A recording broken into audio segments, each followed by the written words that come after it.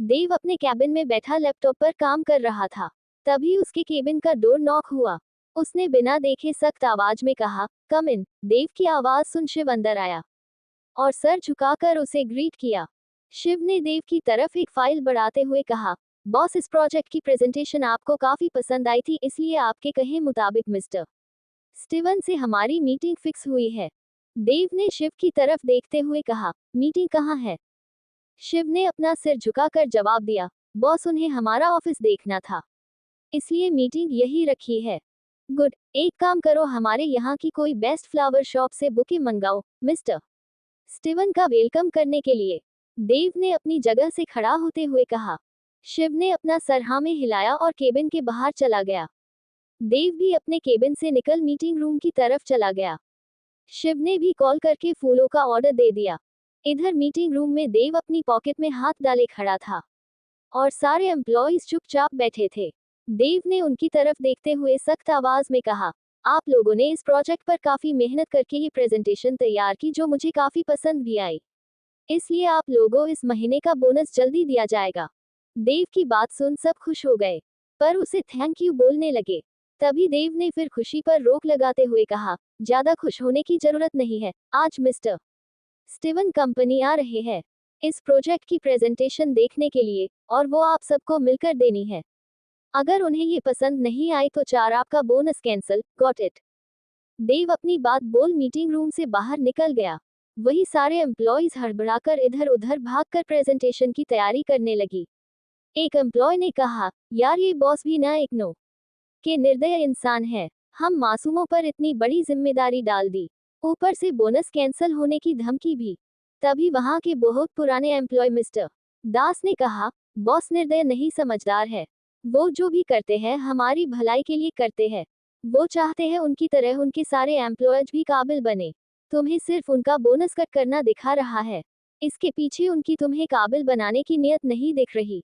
Mister दास की बात सुन सारे एम्प्लॉइज चुप होकर अपना काम करने लगे, क्योंकि उन्हें मिस्टर दास की बात सही लगी थी। थोड़ी देर में 3-4 गाड़ियां सिंह कॉर्पोरेशन के बाहर आकर रुकी। एक से आदमी बाहर आया जो दिखने में ही विलायती लग रहा था। शिव ने आगे जाकर उनका वेलकम किया, hello mister Steven, welcome to our company. Shiv की बात सुन मिस्टर स्टीवन ने अपन सर हाँ में हिलाया और शिव से पूछा, thank you, and where is mister Singh? He is waiting for you, Shiv ने आगे बढ़ते हुए कहा। मिस्टर स्टीवन भी शिव के पीछे पीछे चलने लगे। शिव उनको मीटिंग रूम में लेकर गया, जहां सारे बोर्ड मेंबर्स मौजूद थे। देव भी वहीं बैठा था। उसने खड़े होकर मिस्टर स्टीवन को हेलो कहा। देव ने अपने पास खड़े शिव से फूल लाने का इशारा किया, जिसे देख शिव थोड़ा डर सा गया, क्योंकि फूल अब तक वहां पहुंचे नहीं थे। शिव ने बाहर जाकर रिसेप्शनिस्ट को कॉल किया, शिव ऑन कॉल, क्या हुआ, अभी तक बुके क्यों नहीं पहुंचा? रिसेप्शनिस्ट ने शिव से कहा, सर वो। फिर उसने देखा मेन डोर से एक लड़की बुके लेकर आ रही है, जिसे देख उसने शिव से कहा, हाँ सर, वो आ गए बुके लेकर, ऊपर भेजो उसे मेरे केबिन में। शिव ने कहकर कॉल कट कर दिया। वो लड़की को फूलों का बुके डिलीवर करने आई थी। उसने रिसेप्शनिस्ट से कहा, मैम, ये बुके मंगवाया था आपने? रिसेप्शनिस्ट ने उस लड़की को देखा जो दिखने में बहुत खूबसूरत थी। उसने ब्लू टी शर्ट और ब्लैक जीन्स पहनी थी और सर पर कैप लगा रखी। उस लड़की ने अपने हाथ बहुत खूबसूरत सा फूलों बुके पकड़ा हुआ था। रिसेप्शनिस्ट ने उस लड़की को देखते हुए कहा, आप लिफ्ट से 25th फ्लोर पर जाए, शिव सर आपका वेट कर रहे हैं। उस लड़की को कुछ समझ नहीं आया, फूल तो यहाँ भी दे सकती है, लेकिन फिर भी वो कोई सवाल न करते हुए वहां लिफ्ट की तरफ बढ़ गई। वो ऊपर गई, उसने देखा 25th फ्लोर लगभग खाली पड़ा हुआ। वहां उस लड़की को कोई नजर नहीं आया। उस लड़की ने इधर उधर देखते हुए कहा, कहाँ जाना है मुझे, यहाँ तो कोई नजर नहीं आ रहा। तभी उसकी नजर एक रूम पर पड़ी जिसमें से कुछ आवाजें आ रही थी। उसने वहां देखते हुए कहा, शायद यही केबिन होगा। बोल वो बिना नोक किए उस रूम में घुस गई। वही मीटिंग रूम जहां स्क्रीन पर प्रेजेंटेशन चल रही थी।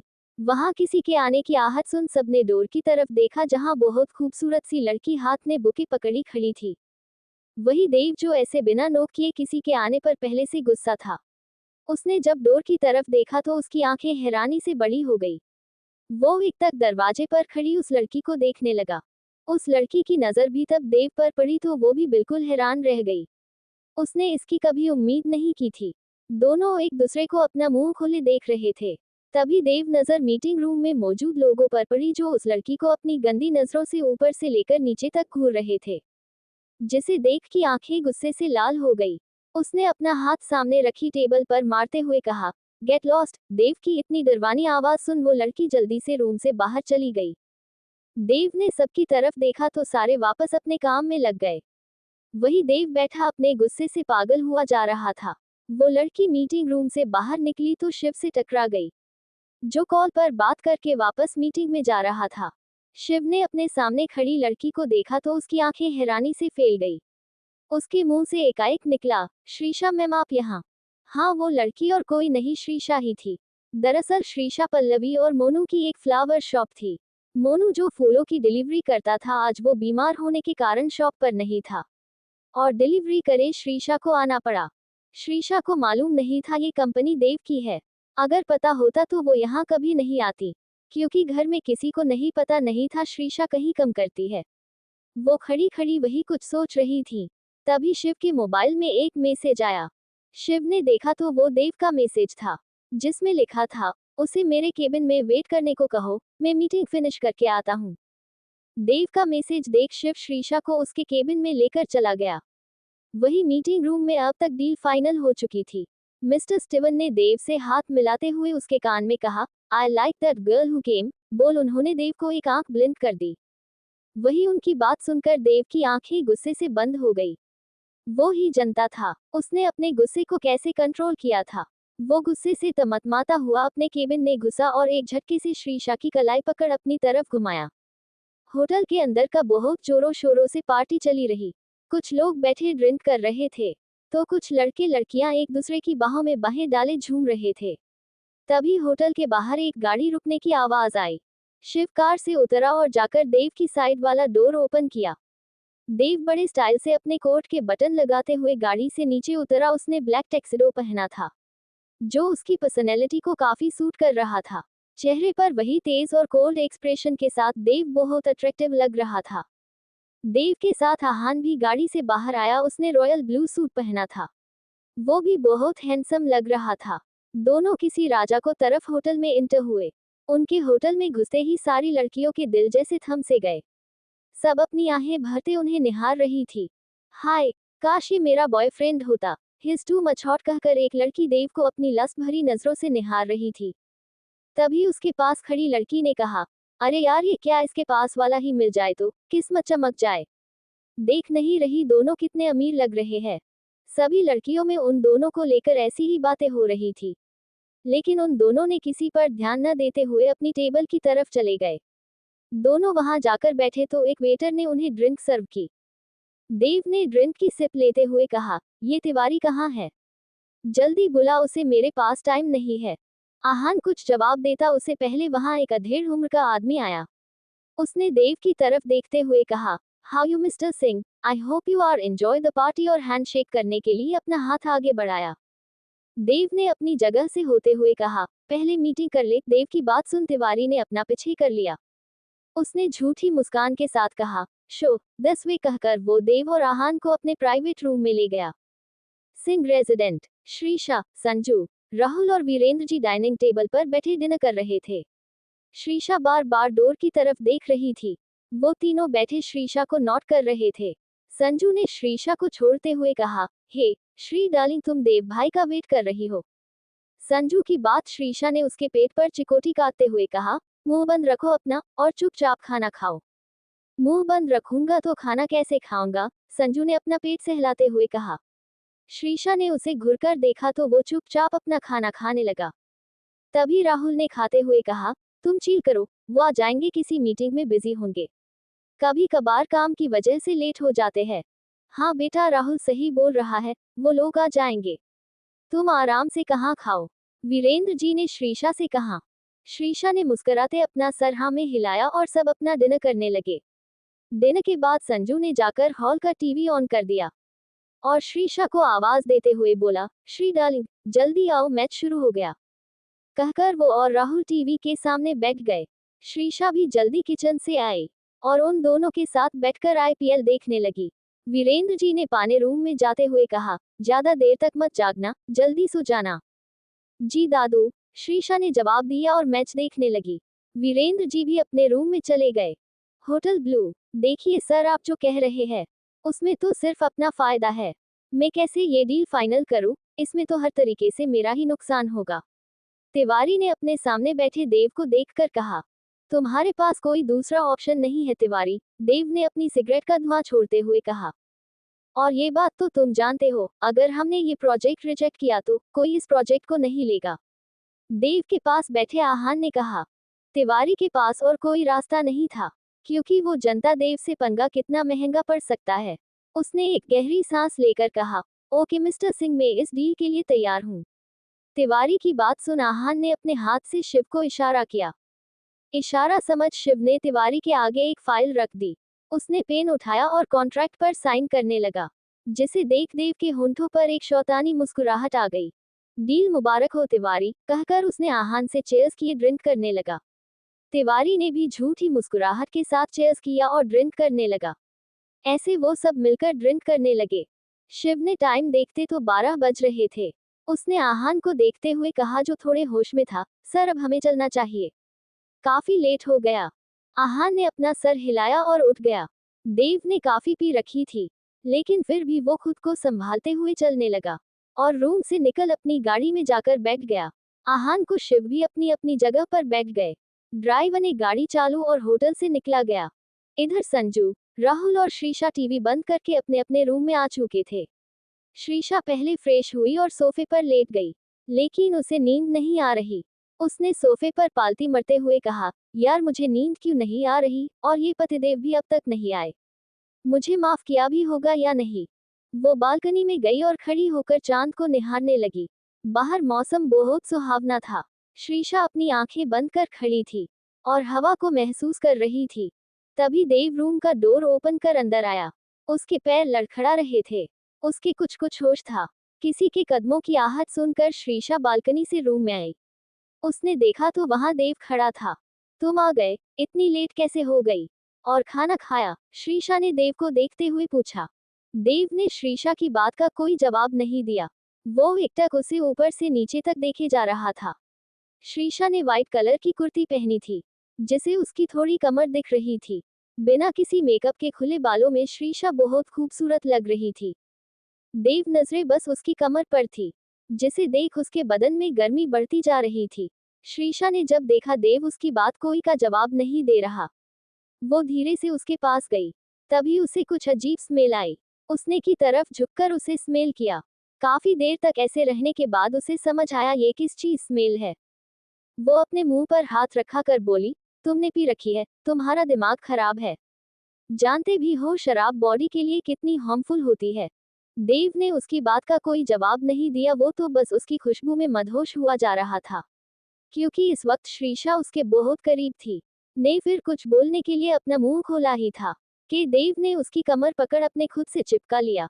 श्रीशा हैरान होकर उसे देख रही। वही देव ने आज पहली बार ऐसे टच किया था, जिस वजह से उसे एक अलग ही फीलिंग आ रही थी। वो उसकी कमर को धीरे धीरे सहलाने लगा, जिसे श्रीशा को भी कुछ कुछ होने लगा। उसने जल्दी से खुद को छुड़ाया और थोड़ी दूरी पर खड़ी हो गई। देव ने जब उसे खुद से दूर देखा तो वो उसके करीब बढ़ने लगा। श्रीशा ने पीछे होते हुए कहा, तुम देखो, दूर रहो मुझसे, और क्या हो गया है तुम्हें? वो पीछे खसकती जा रही थी और देव उसके करीब बढ़ रहा था। तभी श्रीशा से जा टकराए और गिरने के डर से उसने देव की टाई पकड़ ली, जिस वजह से दोनों का बैलेंस बिगड़ गया और दोनों बेड पर गिर गए। आलम यूं था कि श्रीशा किसी बिल्ली के बच्चे की तरह देव के नीचे दबी हुई थी।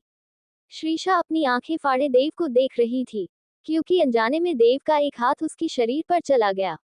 पहले तो देव को थोड़ा अजीब लगा, लेकिन जब उसने उसे महसूस किया तो उसे अच्छा लगने लगा।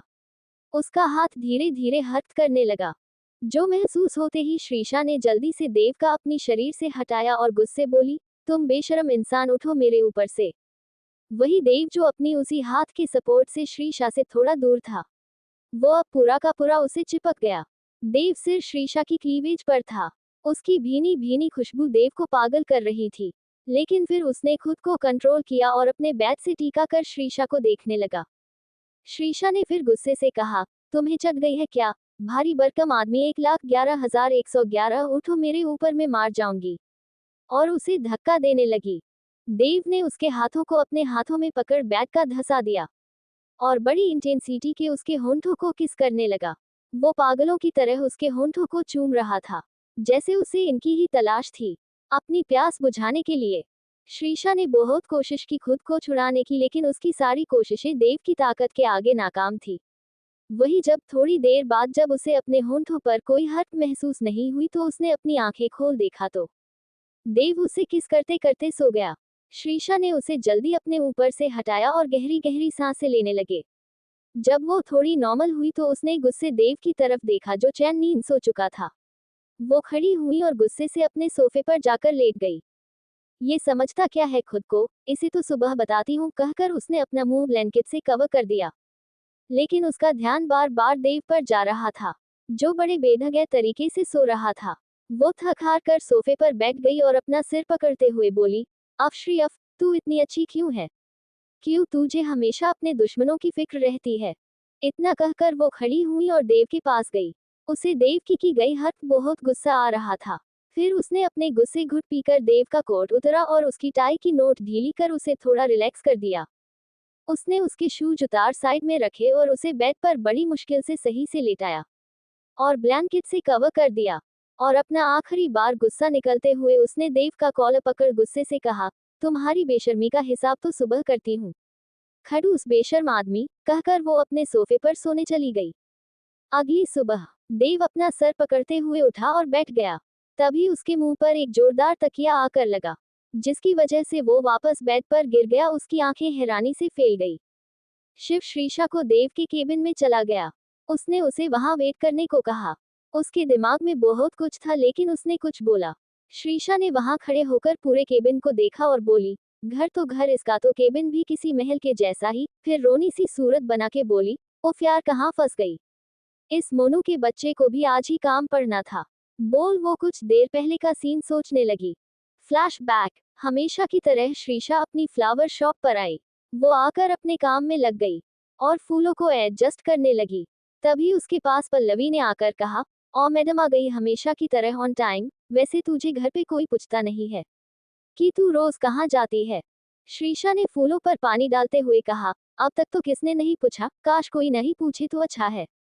क्या जवाब दूंगी, इतने बड़े घर बहू एक फूलों की दुकान पर काम करती है। बोल उसने पानी बंद किया और पल्लवी की तरफ देखने लगी। क्या बातें हो रही है मेरे बिना? मोनू ने वहां आते हुए कहा। मोनू को श्रीशा ने अपनी कमर पर हाथ रखते हुए कहा, लो ये जनाब अब आ रहे हैं, कभी टाइम पर मत आना तुम। I am a busy person girls, तुम लोगों को तो कोई काम है नहीं। और हाँ, आज मुझे बहुत इंपॉर्टेंट कहीं जाना है, इसलिए आज के लिए शॉप तुम लोग संभल लेना, ओके? बोलकर मोनू वहां से जाने लगा। अरे यार, इतने ऑर्डर डिलीवर करने हैं, हमेशा कैसे होगा? पल्लवी ने उसे रोकते हुए कहा। अच्छा, एक औरत अपने अंदर से एक जान को जन्म दे सकती है, और ये तो सिर्फ छोटा सा काम है। आई ट्रस्ट यू गाइस, तुम कर लोगी। मोनू ने वहां से भागते हुए कहा। उसके जाते देख श्रीशा ने अपना सिर ना में हिलाते हुए कहा, लो ये तो गया अपनी जान छुड़ाकर, अब तू भी काम पर लग जा। पल्लवी जाकर काम करने लगी तो उनके लैंडलाइन पर कॉल आया। उसने कॉल रिसीव कर कहा, हेलो, फ्रेश फ्लावर्स शॉप। सामने से आवाज आए, हेलो एक्सक्यूअली, हमें एक फ्रेश फ्लावर्स का बुके चाहिए अर्जेंट। पल्लवी ने कहा, 1,11,111 हो, क्या आप एड्रेस दे दीजिए, बुके पहुंच जाएगा। वैसे कितने टाइम तक चाहिए? Receptionist, with in 20 minutes. Receptionist, okay आप एड्रेस लिख लीजिए, डिलेक्स मॉल के पीछे, यशस्वी रोड, सिंह कॉर्पोरेशन। पल्लवी ने एड्रेस लिख कहा, ओके मैम, आधे घंटे में बुके आपके 1,11,111 बताए एड्रेस पर पहुंच जाएगा। रिसेप्शनिस्ट ने थैंक यू बोल कॉल कट कर दिया। पल्लवी ने फोन नीचे रखा तो उसके सामने श्रीशा अपनी कमर पर हाथ रखे उसे ही घूर रही थी। उसे देख पल्लवी ने कहा, क्या हुआ, ऐसे क्यों घूर रही है? आधे घंटे में बुके पहुंच जाएगा। मोनू तो है नहीं, डिलीवरी को कौन करेगा? श्रीशा ने अपनी आंखें छोटे करके कहा। उसकी बात सुन पल्लवी ने अपनी जीभ अपने दांतों तले दबा ली और फिर थोड़ी परेशान होकर बोली, यार मैंने तो बोल दिया, अब क्या करे, एक काम करती हूँ, मैं खुद जाकर डिलीवर कर देती हूँ।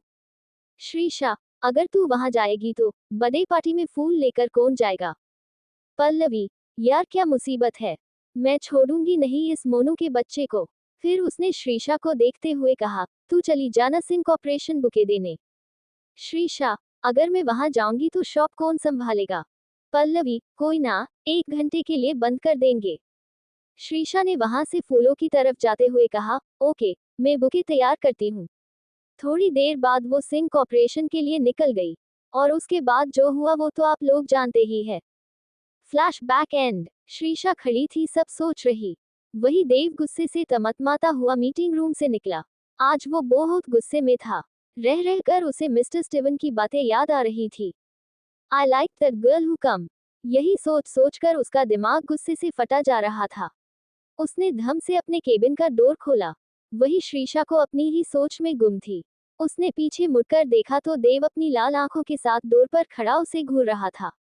देव को देख श्रीशा एक बार लिए सहम गई। देव ने आकर श्रीशा की दोनों बाजुओं को पकड़कर गुस्से से कहा, यहाँ क्या कर रही हो तुम? देव की इतनी डरावनी आवाज सुन श्रीशा के मुंह से लफ्ज ही फुट रहे थे। मैंने पूछा, यहाँ क्या कर रही हो तुम? देव ने एक बार फिर चिल्लाते हुए कहा।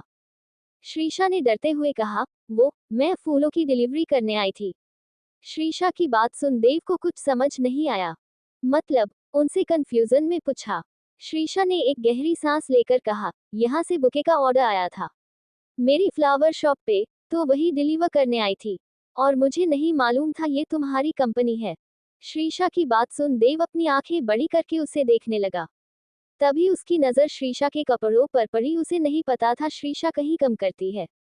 देव ने उसके बाजुओं पर अपनी पकड़ कसते हुए कहा, are you in your senses? तुम्हारा दिमाग तो ठिकाने पर है। सिंह परिवार की बहू एक फूलों की दुकान पर करती है? सीरियसली? श्रीशा चुपचाप खड़ी उसकी बातें सुन रही थी। श्रीशा को चुप देख देव का गुस्सा और बढ़ गया। उसने उसे दीवार से सटाते हुए कहा, कितने पैसे चाहिए तुम्हें? श्रीशा उसे कंफ्यूजन से देखने लगी। उसे देव की बात समझ नहीं आई। देव उसके और करीब आकर गुस्से से कहा, बताओ कितने पैसे चाहिए तुम्हें? पैसे के लिए ही उस छोटी सी दुकान पर काम करती हो ना? शायद 5 करोड़ काम पड़ गए। देव की बात सुन श्रीशा हैरान होकर उसे देखने लगी। उसने देव से ये उम्मीद नहीं की थी। उसको भी अब गुस्सा आ गया। उसने देव की आंखों में देखते हुए कहा, मिस्टर देवकरण सिंह, शुक्रिया तुम्हारे पैसों का, लेकिन मैं अपनी फूलों की दुकान में ही खुश हूँ। श्रीशा गुस्से से देव की आंखों में देख रही। वही उसकी इस हद पर देव को और भी गुस्सा आ गया। उसने अजीब तरीके से हंसते हुए कहा, मेरे सामने ज्यादा भोली मत बनो। तुम्हारे चाचा को 5 करोड़ दिए हैं मैंने। अब ऐसा तो नहीं है कि तुम्हें उसमें से कुछ नहीं मिला होगा। बहुत अच्छे से जानता हूँ तुम जैसी लड़कियों को। पता नहीं उस फूलों की दुकान की आड़ में क्या करती होगी तुम। देव की बातें आज श्रीशा को बहुत चुभ रही थी। उसे लग रहा था कोई उसके दिल में जोरों से खंजर से वार कर रहा है। देव भी श्रीशा की आंखों में देख रहा था, जिसमें सिर्फ दर्द था, लेकिन वो अपने गुस्से की वजह से कुछ देखना नहीं चाहता था। इसलिए कसकर उसने अपनी आंखें बंद कर ली। श्रीशा ने उसकी बात का कोई जवाब नहीं दिया और खुद को छुड़ाकर वहां जाने लगी। तो देव ने वापस उसकी कलाई पकड़ अपनी तरफ खींचा और खुद के सामने लाते हुए बोला, मेरी एक बात कान खोलकर सुन लो, अब से तुम उस फूलों की दुकान पर काम नहीं करोगी। श्रीशा ने भी गुरूर से कहा, तुम भी एक मेरी बात कान खोलकर सुन लो, मैं वही करूंगी जो मेरा मन करेगा। और रही बात काम करने की, वो तो मैं करूंगी। अगर कोई दिक्कत है तो अभी छोड़ दो मुझे, एक पल नहीं लगाऊंगी तुम्हारी जिंदगी से जाने में। श्रीशा की बात सुन देव का पारा हाई हो गया। इसकी हिम्मत भी कैसे हुई ये बात बोलने की। उसने श्रीशा को जोर से दीवार पर लगाते हुए कहा, मुझे भी कोई शौक नहीं तुम्हें अपनी जिंदगी शामिल करने का। तुम्हें जाने की जरूरत नहीं है, कुछ महीनों बाद में खुद तुम्हें अपनी जिंदगी से निकल फेंकूंगा। दोनों की आंखें इस वक्त आग उगल रही थी। दोनों एक दूसरे को हाथ का एक भी मौका नहीं छोड़ रहे थे। श्रीशा थोड़ा सा देव को दूर किया और वहां से जाने लगी तो देव ने वापस पहले के मुकाबले और जोर से उसकी कलाई पड़क अपनी तरफ खींच लिया। अब श्रीशा को भी ज्यादा गुस्सा आ गया। उसने अपना छुड़ाते हुए कहा, छोड़ो मेरा हाथ। रोती नहीं इसका मतलब ये नहीं मुझे दर्द नहीं होता। अब श्रीशा का मतलब फिजिकल दर्द से था या मेंटल दर्द से, ये तो वही जानती थी। श्रीशा की बात सुन देव ने उसकी आंखों में देखा और एक झटके से उसका हाथ छोड़ दिया। एकदम छोड़ने से वो लड़खड़ा, फिर खुद ही संभलते हुए खड़ी हुई और जाने लगी। तभी उसने डोर पर रुककर कुछ कहा, जिसे सुन देव और भी ज्यादा गुस्से से तमतमा गया। देव ने श्रीशा का हाथ एक झटके से छोड़ दिया, जिसे वो लड़खड़ा गई, पर जल्द ही उसने खुद को संभाल लिया। और डोर की तरफ बढ़ गई। तभी अचानक उसे कुछ याद आया। उसने पीछे मुड़कर देव को देखा जिसकी पीठ उसके सामने थी। उसने नॉर्मल तरीके से कहा, 3085 रुपीज हुए तुम्हारे मंगाए गए बुके के, तुम दे रहे हो या तुम्हारे असिस्टेंट से ले लूं? देव जो अपना एक हाथ दीवार पर रखे खुद के गुस्से को कंट्रोल करने की कोशिश कर रहा था। श्रीशा की बात सुनकर एक बार फिर उसकी आंखें गुस्से से लाल हो गई। उसने पीछे मुड़ श्रीशा को देखते हुए कहा, आ गई अपनी औकात पर, तुम जैसी। पैसे? देव की बात को बीच में ही काटते हुए श्रीशा ने एक बार फिर से कहा। वही देव जो खुद की बात बीच में कट जाने पर गुस्से में था। श्रीशा के मुंह से एक बार फिर पैसे की बात सुनकर उसके हाथों की मुट्ठी बंद हुई। वो लंबे कदम लेकर अपनी डेस्क के पास आया और ड्रॉर खोलकर उस पैसों की गड्डी निकली। देव ने सारे पैसे श्रीशा की तरफ उछाल दिए और अपने हाथ जोर से डेस्क पर मारते हुए बोला, उठाओ इन्हें और दफा हो जाओ यहाँ से अपनी ये मनहूस शक्ल लेकर। अपने ऊपर ऐसे पैसे उछलते देख श्रीशा को बहुत जिल्लत महसूस हुई और गुस्सा भी आया। उसने अपनी आंखें कसकर बंद करी ताकि वो अपना गुस्सा संभाल सके। थोड़ी देर बाद उसने अपनी आंखें खोली तो देखा पूरे केबिन में पैसे बिखरे पड़े हैं। उसने सामने देखा तो देव अभी भी अपने हाथ डेस्क पर रखकर उसे ही घूर रहा था। श्रीशा भी उसे घूरते हुए उसके पास आई। दोनों की आंखें आग उगल रही थी। हालांकि श्रीशा को बहुत कम गुस्सा आता था, लेकिन जब आता था तो हद से पार आता था। श्रीशा ने देखा डेस्क पर भी नोट पड़े हैं। उसने डेस्क से 7 500 के नोट उठाए और अभी पॉकेट से एक्यूरेट 415 रुपए निकाल कर जोर से डेस्क पर मारते हुए बोली, होंगे तुम्हारे पास बहुत पैसे लेकिन तुम्हें उनकी कदर नहीं है। और श्री सिर्फ अपने हक के पैसे लेना जानती है। देव ने जोर से अपने आगे से डेस्क हटाई और गुस्से में चलकर श्रीशा के पास आया और उसके बाजुओं को जोर पकड़ते हुए बोला, अब तुम जैसी 2 टके की फूल बेचने वाली मुझे पैसों की कदर करना सिखाएगी। श्रीशा को बहुत दर्द हो रहा था, लेकिन फिर भी उसकी आंखों से एक आंसू का कतरा तक नहीं बहा। उसने दर्द भरी आंखों से देव को देखते हुए कहा, एक बात कहूं, बुरा मत मानना, अगर तुम तमीज होते तो कोई बात नहीं, लेकिन तुम बुरे हो, बहुत बुरे, जो दूसरे को बुरा फील करवाने के लिए कुछ भी कर सकता है। श्रीशा की ये बात सुनकर देव का पारा हाई हो गया। उसने बिना सोचे समझे श्रीशा को जोर से धक्का दे दिया और उसे अपना मुंह फेर के खड़ा हो गया। देव के धक्का देने से श्रीशा संभल नहीं पाए और पास रखी चेयर से उसका सर टकरा गया। चेयर का कोना नुकीला होने के कारण उसके सर पर चोट लग गई। दर्द की वजह से उसकी आंखें बंद हो गई और मुंह से हल्की सी आह निकल गई, जिसे सुन देव ने अपनी आंखें कसकर बंद करी। श्रीशा अपना हाथ अपने सर पर रखा और ठीक से खड़ी हुई। उसने एक नजर देव को देखा और जल्दी केबिन से बाहर निकल गई। उसके जाते ही देव का गुस्सा फूट पड़ा। वो जोर से चिल्लाया और केबिन में रखी चीजें तोड़ने लगा। उसके कानों में श्रीशा की बातें गूंज रही थी, तुम बदतमीज होते तो कोई बात नहीं, लेकिन तुम बुरे हो। छोड़ दो मुझे, एक पल नहीं लगाऊंगी तुम्हारी जिंदगी से जाने में। यही सारी बातें उसके कानों में गूंज रही और इसी गुस्से के चलते उसने अपने केबिन को तहस नहस कर दिया। उसने ड्रॉर से सिगरेट का पैकेट निकाला और अपनी ग्लास वॉल के पास जाकर पूरा शहर देखते हुए सिगरेट पीने लगा। तभी उसकी नजर नीचे पड़ी जहां उसने कंपनी से श्रीशा को निकलते हुए देखा। उसने देखा श्रीशा का हाथ उसके सर पर था और दूसरे हाथ से वो रिक्शा रोकने की कोशिश कर रही थी, लेकिन रिक्शा रुक नहीं रही थी। उसको देख देव ने अपने मन में कहा, इसने अपना हाथ सर पर क्यों रखा है। फिर उसने अपना सर झटका और श्रीशा से अपनी नजरें फेर ली। तभी उसे याद उसने श्रीशा को धक्का दिया था। उसने मुड़कर हैरानी से श्रीशा को देखा जो अभी भी अपने सर पर हाथ रखकर रिक्शा रोकने की कोशिश कर रही थी। देव ने जल्दी सिगरेट फेंकी और जाने के लिए पीछे मुड़ा तो उसकी नजर चेयर पर पड़ी जहां श्रीशा का हल्का सा खून लगा था, जिसे देख देव ने कसकर अपनी आंखें बंद करी और केबिन से बाहर निकलते हुए शिव से बोला, 5 मिनट्स में मेरा केबिन साफ करवाओ। बोल वो वहां से निकला गया। नीचे श्रीशा ने जल्दी से एक रिक्शा रोकी और उसने बैठते हुए बोली, भाई हॉस्पिटल चलिए। बोल वो अपने हाथ से सर से आ रहे खून को रोकने की कोशिश करने लगी। देव ने जल्दी ड्राइवर से गाड़ी की चाबी ली और रिक्शा का पीछा करने लगा, क्योंकि उसने रिक्शा में बैठते देख लिया था। उसे श्रीशा को धक्का देने का बहुत गिल्ट हो रहा था। उसने अपने स्टीयरिंग व्हील पर जोर से हाथ मारते हुए गुस्से में कहा, ये क्या किया मैंने, कितने दुख दूंगा मैं इसे। और ये पागल भी बिना उफ किए सब सहन कर लेती है। क्यों क्यों, ये क्या हो गया है मुझे, मैं ऐसा बिल्कुल नहीं था। यही सब बोलते हुए वो गाड़ी ड्राइव कर रहा था। तभी उसने देखा श्रीशा रिक्शा से उतर हॉस्पिटल में जा रही है। उसने भी जल्दी से ब्रेक लगाया और श्रीशा के पीछे पीछे हॉस्पिटल के अंदर चला गया। श्रीशा ने रिसेप्शनिस्ट से डॉक्टर के बारे में पूछा तो उसने उसे 5 नंबर रूम जाने के लिए कहा। श्रीशा के वहां से जाते ही देव भागता हुआ आया। उसने रिसेप्शनिस्ट से जाकर पूछा, एक्सक्यूज मी, यहाँ अभी एक लड़की आई थी, शायद उसके सर पर चोट लगी थी। आप बता सकती वो कहाँ गई है? देव को देख एक बार के लिए रिसेप्शनिस्ट अपने होश खोकर उसे निहारने लगी। देव ने फिर गुस्से से कहा, मैं कुछ पूछ रहा हूँ आपसे, कहाँ गई वो लड़की? देव की आवाज सुन रिसेप्शनिस्ट ने जल्दी से कहा, वो 5 नंबर रूम गई है। देव भागता हुआ 5 नंबर रूम के सामने जाकर खड़ा हो गया। उसने देखा श्रीशा अपने सर पर हाथ रखकर बैठी है, लेकिन उसकी हिम्मत नहीं हुई अंदर जाने की। वो बाहर खड़े होकर सब देखने लगा। श्रीशा बैठी थी, तभी वहां एक लेडी डॉक्टर आई, जिसे देख श्रीशा ने कहा, डॉक्टर प्लीज आप इसकी ड्रेसिंग कर दीजिए, मुझे लेट हो रहा है। डॉक्टर, वो तो मैं कर दूंगी ब्यूटीफुल लिटिल गर्ल, पहले ये बताओ तुम्हें ये चोट कैसे लगी? श्रीशा, नथिंग, जस्ट छोटा सा एक्सीडेंट था।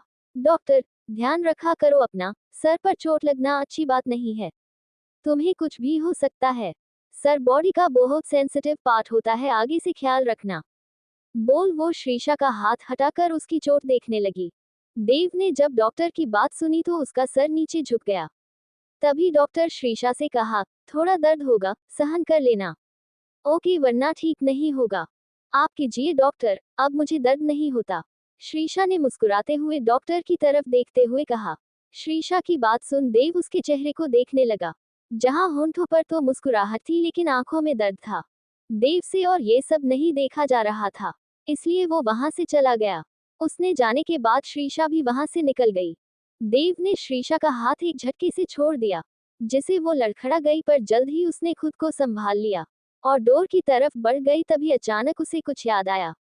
उसने पीछे मुड़कर देव को देखा, जिसकी पीठ उसके सामने थी। उसने नॉर्मल तरीके से कहा, 3085 रुपीज हुए तुम्हारे मंगाए गए बुके के, तुम दे रहे हो या तुम्हारे असिस्टेंट से ले लूं? देव, जो अपना एक हाथ दीवार पर रखे खुद के गुस्से को कंट्रोल करने की कोशिश कर रहा था। श्रीशा की बात सुनकर एक बार फिर उसकी आंखें गुस्से से लाल हो गई। उसने पीछे मुड़ श्रीशा को देखते हुए कहा, आ गई अपनी औकात पर, तुम जैसी। पैसे? देव की बात को बीच में ही काटते हुए श्रीशा ने एक बार फिर से कहा। वही देव जो खुद की बात बीच में कट जाने पर गुस्से में था। श्रीशा के मुंह से एक बार फिर पैसे की बात सुनकर उसके हाथों की मुट्ठी बंद हुई। वो लंबे कदम लेकर अपनी डेस्क के पास आया और ड्रॉर खोलकर उस पैसों की गड्डी निकली। देव ने सारे पैसे श्रीशा की तरफ उछाल दिए और अपने हाथ जोर से डेस्क पर मारते हुए बोला, उठाओ इन्हें और दफा हो जाओ यहाँ से अपनी ये मनहूस शक्ल लेकर। अपने ऊपर ऐसे पैसे उछलते देख श्रीशा को बहुत जिल्लत महसूस हुई और गुस्सा भी आया। उसने अपनी आंखें कसकर बंद करी ताकि वो अपना गुस्सा संभाल सके। थोड़ी देर बाद उसने अपनी आंखें खोली तो देखा पूरे केबिन में पैसे बिखरे पड़े हैं। उसने सामने देखा तो देव अभी भी अपने हाथ डेस्क पर रखकर उसे ही घूर रहा था। श्रीशा भी उसे घूरते हुए उसके पास आई। दोनों की आंखें आग उगल रही थी। हालांकि श्रीशा को बहुत कम गुस्सा आता था, लेकिन जब आता था तो हद से पार आता था। श्रीशा ने देखा डेस्क पर भी नोट पड़े हैं। उसने डेस्क से 7500 के नोट उठाए और अभी पॉकेट से एक्यूरेट 415 रुपए निकाल कर जोर से डेस्क पर मारते हुए बोली, होंगे तुम्हारे पास बहुत पैसे, लेकिन तुम्हें उनकी कदर नहीं है। और श्री सिर्फ अपने हक के पैसे लेना जानती है। देव ने जोर से अपने आगे से डेस्क हटाई और गुस्से में चलकर श्रीशा के पास आया और उसके बाजुओं को जोर पकड़ते हुए बोला, अब तुम जैसी 2 टके की फूल बेचने वाली मुझे पैसों की कदर करना सिखाएगी। श्रीशा को बहुत दर्द हो रहा था, लेकिन फिर भी उसकी आंखों से एक आंसू का कतरा तक नहीं बहा। उसने दर्द भरी आंखों से देव को देखते हुए कहा, एक बात कहूं, बुरा मत मानना, अगर तुम तमीज होते तो कोई बात नहीं, लेकिन तुम बुरे हो, बहुत बुरे, जो दूसरे को बुरा फील करवाने के लिए कुछ भी कर सकता है। श्रीशा की ये बात सुनकर देव का पारा हाई हो गया। उसने बिना सोचे समझे श्रीशा को जोर से धक्का दे दिया और उसे अपना मुंह फेर के खड़ा हो गया। देव के धक्का देने से श्रीशा संभल नहीं पाए और पास रखी चेयर से उसका सर टकरा गया। चेयर का कोना नुकीला होने के कारण उसके सर पर चोट लग गई। दर्द की वजह से उसकी आंखें बंद हो गई और मुंह से हल्की सी आह निकल गई, जिसे सुन देव ने अपनी आंखें कसकर बंद करी। श्रीशा अपना हाथ अपने सर पर रखा और ठीक से खड़ी हुई। उसने एक नजर देव को देखा और जल्दी केबिन से बाहर निकल गई। उसके जाते ही देव का गुस्सा फूट पड़ा। वो जोर से चिल्लाया और केबिन में रखी चीजें तोड़ने लगा। उसके कानों में श्रीशा की बातें गूंज रही थी। तुम बदतमीज होते तो कोई बात नहीं, लेकिन तुम बुरे हो। छोड़ दो मुझे, एक पल नहीं लगाऊंगी तुम्हारी जिंदगी से जाने में। यही सारी बातें उसके कानों में गूंज रही, और इसी गुस्से के चलते उसने अपने केबिन को तहस नहस कर दिया। उसने ड्रॉर से सिगरेट का पैकेट निकाला और अपनी ग्लास वॉल के पास जाकर पूरा शहर देखते हुए सिगरेट पीने लगा। तभी उसकी नजर नीचे पड़ी जहां उसने कंपनी से श्रीशा को निकलते हुए देखा। उसने देखा श्रीशा का हाथ उसके सर पर था, और दूसरे हाथ से वो रिक्शा रोकने की कोशिश कर रही थी, लेकिन रिक्शा रुक नहीं रही थी। उसको देख देव ने अपने मन में कहा, इसने अपना हाथ सर पर क्यों रखा है। फिर उसने अपना सर झटका और श्रीशा से अपनी नजरें फेर ली। तभी उसे याद उसने श्रीशा को धक्का दिया था। उसने मुड़कर हैरानी से श्रीशा को देखा जो अभी भी अपने सर पर हाथ रखकर रिक्शा रोकने की कोशिश कर रही थी। देव ने जल्दी सिगरेट फेंकी और जाने के लिए पीछे मुड़ा तो उसकी नजर चेयर पर पड़ी जहां श्रीशा का हल्का सा खून लगा था, जिसे देख देव ने कसकर अपनी आंखें बंद कर ली और केबिन से बाहर निकलते हुए शिव से बोला, 5 मिनट्स में मेरा केबिन साफ करवाओ। बोल वो वहां से निकला गया। नीचे श्रीशा ने जल्दी से एक रिक्शा रोकी और उसने बैठते हुए बोली, भाई हॉस्पिटल चलिए। बोल वो अपने हाथ से सर से आ रहे खून को रोकने की कोशिश करने लगी। देव ने जल्दी ड्राइवर से गाड़ी की चाबी ली और रिक्शा का पीछा करने लगा, क्योंकि उसने रिक्शा में बैठते देख लिया था। उसे श्रीशा को धक्का देने का बहुत गिल्ट हो रहा था। उसने अपने स्टीयरिंग व्हील पर जोर से हाथ मारते हुए गुस्से में कहा, ये क्या किया मैंने, कितने दुख दूंगा मैं इसे। और ये पागल भी बिना उफ किए सब सहन कर लेती है। क्यों क्यों, ये क्या हो गया है मुझे, मैं ऐसा बिल्कुल नहीं था।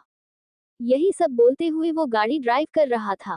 तभी उसने देखा श्रीशा रिक्शा से उतर हॉस्पिटल में जा रही है। उसने भी जल्दी से ब्रेक लगाया और श्रीशा के पीछे पीछे हॉस्पिटल के अंदर चला गया। श्रीशा ने रिसेप्शनिस्ट से डॉक्टर के बारे में पूछा तो उसने उसे 5 नंबर रूम जाने के लिए कहा। श्रीशा के वहां से जाते ही देव भागता हुआ आया। उसने रिसेप्शनिस्ट से जाकर पूछा, एक्सक्यूज मी, यहाँ अभी एक लड़की आई थी, शायद उसके सर पर चोट लगी थी। आप बता सकती वो कहाँ गई है। देव को देख एक बार के लिए रिसेप्शनिस्ट अपने होश खोकर उसे निहारने लगी। देव ने फिर गुस्से से कहा, मैं कुछ पूछ रहा हूँ आपसे, कहाँ गई वो लड़की। देव की आवाज सुन रिसेप्शनिस्ट ने जल्दी से कहा, वो 5 नंबर रूम गई है।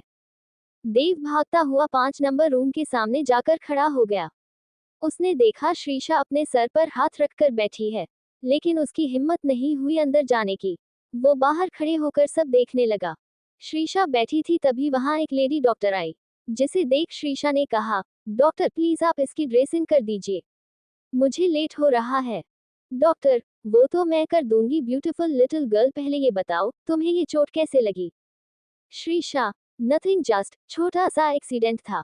डॉक्टर, ध्यान रखा करो अपना, सर पर चोट लगना अच्छी बात नहीं है, तुम्हें कुछ भी हो सकता है। सर बॉडी का बहुत सेंसिटिव पार्ट होता है, आगे से ख्याल रखना। बोल वो श्रीशा का हाथ हटाकर उसकी चोट देखने लगी। देव ने जब डॉक्टर की बात सुनी तो उसका सर नीचे झुक गया। तभी डॉक्टर श्रीशा से कहा, थोड़ा दर्द होगा, सहन कर लेना। ओके, वरना ठीक नहीं होगा। आप कीजिए डॉक्टर, अब मुझे दर्द नहीं होता। श्रीशा ने मुस्कुराते हुए डॉक्टर की तरफ देखते हुए कहा। श्रीशा की बात सुन देव उसके चेहरे को देखने लगा, जहां होंठों पर तो मुस्कुराहट थी लेकिन आंखों में दर्द था। देव से और ये सब नहीं देखा जा रहा था, इसलिए वो वहां से चला गया। उसने जाने के बाद श्रीशा भी वहां से निकल गई। अब आगे, देव हॉस्पिटल से अपने ऑफिस के लिए निकल गया। देव के जाते ही श्रीशा भी हॉस्पिटल से निकल केमिस्ट की शॉप पर चली गई। उसने वहां से मेडिसिन ली और बाहर आते हुए बोली, शॉप पर जाऊं या घर, एक काम करती हूँ घर चली हूँ, वैसे भी 5 बजने वाले हैं। पल्लवी को कॉल करके बता देती हूँ। बोल उसने अपनी पॉकेट में हाथ डाला लेकिन वहां उसका फोन नहीं था। श्रीशा ने अपने सर पर हाथ रखते हुए कहा, ओफ यार, फोन तो शॉप पर ही छूट गया। पहले घर चली जाती हूँ, वहां से पल्लवी को कॉल कर दूंगी। हाँ, ये ठीक रहेगा। केमिस्ट की शॉप के बाहर उसने रिक्शा रोकी और वहां से घर के लिए निकल गई। थोड़ी देर में वो घर के सामने थी। उसे थोड़ा डर लग रहा था अंदर जाने में, फिर भी वो हिम्मत करके धीमे कदमों से घर के अंदर गई। लेकिन सामने का नजारा देख उसने अपनी जीभ दांतों तले दबा ली। सामने सोफे पर संजू, राहुल और वीरेंद्र जी बैठे थे। तभी तीनों की नजर एक साथ श्रीशा पर पड़ी। तीनों चिंता भरे चेहरे के साथ खड़े हो गए। संजू और राहुल दोनों भागते हुए श्रीशा के पास आए। संजू ने श्रीशा को पकड़ते हुए पूछा, श्री डार्लिंग, तुम्हें क्या हुआ और ये चोट कैसे लगी? श्रीशा उसकी बात का कोई जवाब देती उसे पहले राहुल ने उसे दूसरी तरफ से पकड़ते हुए कहा, तुमने डॉक्टर को दिखाया? चलो पहले डॉक्टर के पास चलते हैं, मुझे तुम्हारी तबीयत ठीक नहीं लग रही। बोलो बेटा, तुम्हें ये चोट कैसे लगी? तुम ठीक तो हो ना? वीरेंद्र जी ने भी उसकी फिक्र करते हुए पूछा। श्रीशा जो देव के बिहेवियर से दुखी और गुस्से में थी, यहाँ अपने लिए सबको इतना फिक्रमंद देखकर उसका गुस्सा कहीं गायब सा हो गया। उसने हंसते हुए कहा, अरे अरे, बस करो आप लोग, मुझे बोलने तो दो, और मुझे कुछ नहीं हुआ है, मैं एकदम ठीक हूँ। डॉक्टर को भी दिखा दिया मैंने। लेकिन बेटा ये चोट लगी कैसे? वीरेंद्र ने फिर से कहा। उनकी बात सुन श्रीशा खामोश हो गई। उसे समझ नहीं आ रहा था वो क्या जवाब दे। तभी राहुल ने फिर से पूछा, श्री बताओ कैसे लगी तुम्हें ये चोट? श्रीशा ने उन्हें देखकर कहा, कुछ नहीं दादाजी, बस वो छोटा सा एक्सीडेंट था और अभी मैं ठीक हूँ। फिर उसे कोई सवाल न करे इसलिए उसने थोड़ा नाटक करते हुए कहा, दादाजी मैं अपने रूम में जाऊं, मेरे सर में थोड़ा दर्द हो रहा है। वीरेंद्र जी ने इसके सर पर हाथ फेरते हुए कहा, हाँ जाओ बेटा, तुम अपने रूम में जाकर आराम करो। और हाँ, कोई जरूरत नहीं अब से घर का काम करने की, सिर्फ आराम करना। जी दादू, श्रीशा ने कहा और जाने लगी। फिर उसने संजू की तरफ देखते हुए कहा, संजू तुम्हारा फोन देना, मुझे अपनी दोस्त को कॉल करना है। संजू ने अपना सर हाँ में हिलाया और फोन निकलकर श्रीशा को दे दिया। वो ऊपर जाने लगी तो उसके एक हाथ को संजू ने अपने गले में डाल लिया और दूसरा राहुल ने, फिर दोनों उसे ऊपर ले जाने लगे। श्रीशा ने थोड़ा चिढ़ते हुए कहा, क्या कर रहे हो तुम दोनों? मैं लंगड़ी नहीं हुई हूँ। श्रीशा की बात सुन दोनों थोड़ा सा कपका गए और अपने दांत दिखाते हुए श्रीशा को छोड़ दिया। उन दोनों को देख श्रीशा ने अपना सर ना में हिलाया और रूम में चली गई। रूम में जाकर उसे अपनी पॉकेट से मेडिसिन निकालकर कॉफी टेबल पर रखी और अपने बैंडेज को मिरर में देखने लगी। तभी उसने अपने कपड़ों की तरफ देखा। उसने अभी भी अपने फ्लावर शॉप वाले कपड़े, ब्लू टी शर्ट और ब्लैक जीन्स पहनी थी। उसने अपने दिल पर हाथ रखते हुए कहा, हाँ अच्छा है किसी ने मेरे कपड़ों पर ध्यान नहीं दिया। फिर उसने फोन उठाते हुए कहा, पल्लवी को कॉल करके बता देती हूँ, वरना परेशान हो जाएगी। श्रीशा ने उसे कॉल लगाया। 2 रिंग में ही पल्लवी ने कॉल पिक कर लिया। अननोन नो, देख पल्लवी ने कहा, हेलो कौन? श्रीशा ने बैठते हुए कहा, पल्लवी मैं श्री बात कर रही हूँ। ये तूने किसके फोन से कॉल किया है? और तेरा फोन कहाँ है? पल्लवी ने श्रीशा की बात सुन कहा, श्रीशा वो सब छोड़, पहले बता तू कहाँ है अभी? बर्थडे पार्टी में फूल पहुंचा दिए? पल्लवी, हाँ मैं आ गई वहां से, शॉप पर ही हूँ। लेकिन तू कहाँ है? बुके डिलीवर करके अभी तक आई नहीं। श्रीशा, वो बुके डिलीवर करके मैं सीधा घर आ गई, मुझे छोटी सी चोट लगी थी, यही बताने के लिए तुझे कॉल किया था। पल्लवी ने फिक्र करते हुए कहा, क्या तुझे चोट लगी है? तू ठीक तो है ना? रुक मैं तेरे घर आ रही हूँ। श्रीशा ने उसे समझाते हुए कहा, शांत गणाधारी भीम शांत, मैं बिल्कुल ठीक हूँ, तुझे आने की जरूरत नहीं है। पल्लवी ने सब सामान लपेट हुए कहा, नहीं जब तक मैं तुझे अपने आंखों नहीं देख लेती, मुझे चैन नहीं आएगा। श्रीशा ने थक हार कर कहा, अच्छा ठीक है, मैं तुझे घर की लोकेशन सेंड करती हूँ। हाँ सुन, मेरा फोन और मेरे कपड़े भी लेती आना। पल्लवी ने ओके कहा और शॉप से श्रीशा का सामान लेकर निकल गई। उसने देखा श्रीशा ने उसे घर लोकेशन सेंड की है। वो जाने के लिए रिक्शा ढूंढने लगी। वो रिक्शा ढूंढते हुए रोड पर चल रही थी, लेकिन उसे रिक्शा मिल नहीं रही थी। उसने इधर उधर देखते हुए कहा, यार ये रिक्शा क्यों नहीं मिल रही? जब चाहिए होती तब एक नहीं मिलती। वो बोल ही रही थी तभी उसकी नजर एक पप्पी पर जो रोड के बीचों बीच बैठा था और एक बहुत रफ्तार से उसकी तरफ आ रही थी, जिसे पल्लवी घबरा गई। वो जल्दी से भागती हुई उस पप्पी के पास गई और उसे लिफ्ट कर बैठ गई। वही आहान जो पूरे दिन से एक डील क्रेक करने में लगा था, वो फोन पर बात करते हुए ड्राइव कर रहा था। अचानक अपने सामने ऐसे किसी को बैठ उसने बिल्कुल उसके करीब जाकर ब्रेक लगाया। आहान गुस्से से अपनी गाड़ी से बाहर आया और उस पर चिल्लाते हुए बोला, अगर तुम्हें मरने का इतना ही शौक है तो कहीं और जाकर मरो, मेरी गाड़ी के सामने आना जरूरी था। आहान बिना कुछ सोचे समझे अपने सामने बैठी लड़की को सुनाए जा रहा था, जिसका मुंह उसके बालों से ढका था। वही पल्लवी जो अपना सर नीचे करके उस पप्पी का सर सहला रही थी। आहान की बात सुन पल्लवी को गुस्सा आ गया। वो जल्दी से खड़ी हुई और आहान को देखते हुए बोली, मुझे तो मरने का शौक नहीं है, शायद तुम्हें दूसरों को मारना जरूर हो। इसलिए पागलों की तरह इस डब्बे को चला रहे हो। पल्लवी नॉन स्टॉप आहान को सुना रही थी। वही आहान एक तक पल्लवी को देख रहा था, जो गुस्से में बहुत खूबसूरत लग रही थी। एक टाइम आहना उसमें खो गया, उसका दिल जोर जोर से धड़कने लगा। आहान को अपने सामने ऐसे घूरता देख पल्लवी ने उसके सामने चुटकी बजाते हुए कहा, ओह मिस्टर, आंखें क्या दिखा रहे हो, मुझे डराने की कोशिश कर रहे हो। डरने वाली नहीं हूं तुमसे, बहुत देखे हैं तुम जैसे अमीरजादे। पल्लवी की बात सुन आहान उसे आंखें फाड़े देखने लगा।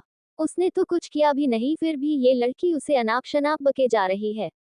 उसने भी गुस्से से कहा, उल्टा चोर कोतवाल को डांटे, तुम आई थी मेरी गाड़ी में सामने। हाँ, अगर नहीं आती ना तुम इस नन्ही सी जान को मार देते, पल्लवी ने उसके सामने पप्पी करते हुए कहा। उसकी बात सुन आहान ने कुछ नहीं कहा। आहान को चुप देख पल्लवी बोली, क्यों हो गई बोलती बंद, तुम लोग न रोड पर चलते लोगों को इंसान नहीं समझते।